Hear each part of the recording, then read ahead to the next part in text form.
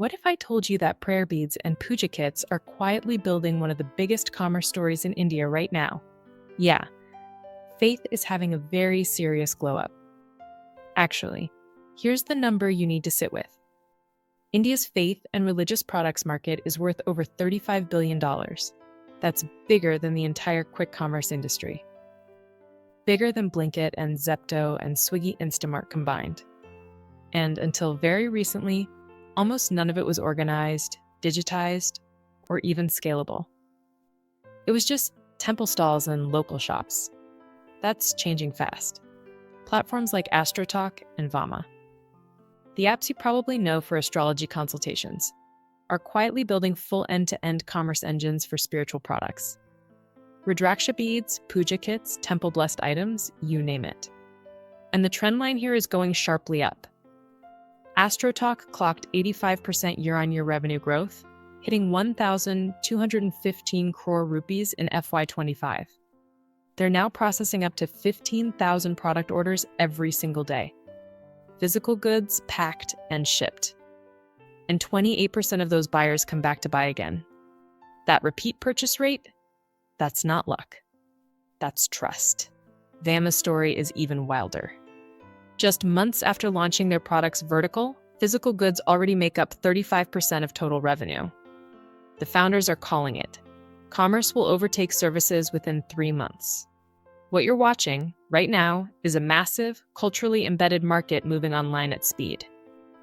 And the platforms moving first are building infrastructure that'll be very hard to compete with later. So the question isn't whether this market is real. It clearly is. The question is, who captures it? But here's the part nobody talks about enough. Building this business is brutally hard, and the numbers are not pretty. Picture this. You're trying to build a modern supermarket supply chain, except your suppliers are thousands of neighborhood Kirana stores with zero barcodes, no GST invoices, no fixed pricing, and wildly inconsistent quality. That's the actual reality for faith tech companies right now. They're juggling 50-plus vendors across completely fragmented, unorganized markets. Artisans in Varanasi, priests in Tirupati, small workshops in Jaipur, and somehow trying to standardize all of that into one reliable, quality-controlled supply chain. It's chaos with a margin problem. And the financials? Sobering. Apps for Parat, a major player in this space, posted net losses of 45 crore rupees on revenues of just 70 crore rupees. Do the math. For every 100 rupees they earned, they spent 164 rupees. Warehousing, quality checks, vendor onboarding, logistics. It all stacks up terrifyingly fast. So who actually wins here? Local artisans plugged into these platforms suddenly have access to 15,000 daily orders. Scale they could never touch on their own. Logistics and warehousing businesses are seeing fresh demand. And here's an interesting one. Authentication agencies, services that verify whether a product is genuinely temple-blessed or made from authentic materials, are carving out a brand new niche. Because honestly, trust is the real product being sold. On the flip side, though, traditional brick-and-mortar spiritual shops are getting squeezed hard. Small faith tech startups without deep pockets simply cannot afford to build this infrastructure. And consumers, ironically, risk paying premium prices for authenticity that's very difficult to verify. The blunt truth, this market rewards scale and capital, full stop. If you're a small player, your smartest move might actually be to become a vendor partner, not a platform competitor. So the supply chain is messy, the losses are real. But who are the actual companies betting big on this space? And what does their playbook look like? Let's get into that next. So we know the platforms are scaling, the money is moving. But here's the question nobody's asking loudly enough.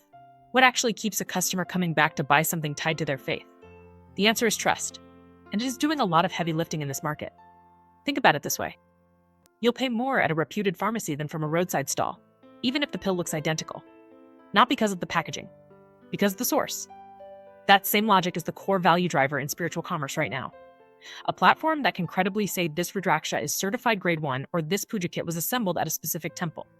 That platform commands premium pricing and the kind of loyalty that explains why AstroTalk is already seeing a 28% repeat purchase rate.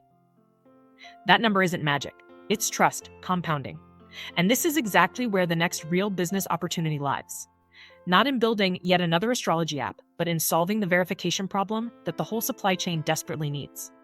authentication services that certify product origins, content creators who document the sourcing journey. Imagine a short video showing your incense being sourced directly from a specific region. That's not just content, that's a trust asset. And logistics partners who actually understand how to handle ritually significant or temperature-sensitive goods with the care they deserve. These are emerging niches with real, defensible revenue potential.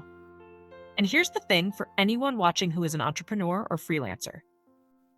You do not need 45 crore rupees in funding to participate. You need one specific, valuable role in this chain. Are you the vendor who can supply authentic, quality-controlled products at scale? The logistics specialist? The storyteller who builds trust through content? The faith tech platforms are building the highways. Your business can be the fuel station, the rest stop, or the cargo truck. All profitable, none of them requiring you to own the road. In a $35 billion market, there is space for many winners. But only the ones solving a real problem will last. Follow us for more updates like this. Thanks for watching, and don't forget to follow us on YouTube, Instagram, and X.